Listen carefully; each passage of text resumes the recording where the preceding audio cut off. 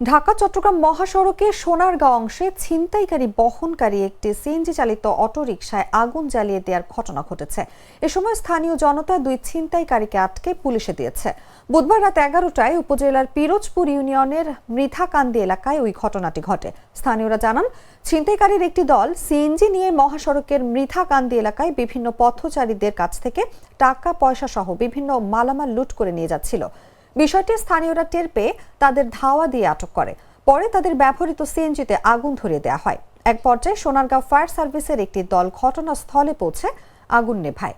সোনারগাঁ থানার ভারপ্রাপ্ত কর্মকর্তা মুহিবুল্লাহ জানান, পুলিশ অভিযান চালিয়ে দুইজনকে আটক করেছে। অন্যদের ধরতে অভিযান চলমান রয়েছে।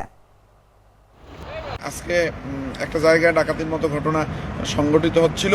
ঠিক তাৎক্ষণিক মুহূর্তেই এই আমাদের পুলিশ, এলাকাবাসী এবং বিডিবি আনসার সদস্য সহজে ইতিমধ্যে একজন ডাকাত আমরা গ্রেপ্তার করে ফেলেছি এবং তার কাছ থেকে ডাকাতি হওয়া মালামাল উদ্ধার করেছি। এর কিছুক্ষণ পরেই এইমাত্র আবার এলাকাবাসী একজন ওই ডাকাত দলের সদস্য একজনকে ইতিমধ্যে ধৃত করে আমাদের পুলিশ সদস্য ছিল, তারাও তাৎক্ষণিকভাবে করছে। ওই যে ডাকাতকে স্থানীয় লোকজন ধরছে, তাকে স্থানীয় লোকজন ধরে তাকে কিছু মারধরও করেছে, ধৃত করতে যায় কিছু মারধর করছে। তাকে হাসপাতালে আমরা প্রেরণ করছি এবং এ ব্যাপারে কঠোর আইনগত ব্যবস্থা গ্রহণ করা হইতেছে। আমরা এই মিডিয়ার মাধ্যমে চাই এলাকাবাসী, পুলিশ সকলের সহযোগিতায় এই এলাকা যেন নিরাপদ হয়, এলাকা যেন চুরি ছিনতাই ডাকাত মুক্ত হয়, মাদক মুক্ত হয়। সকলের সহযোগিতা কামনা করি।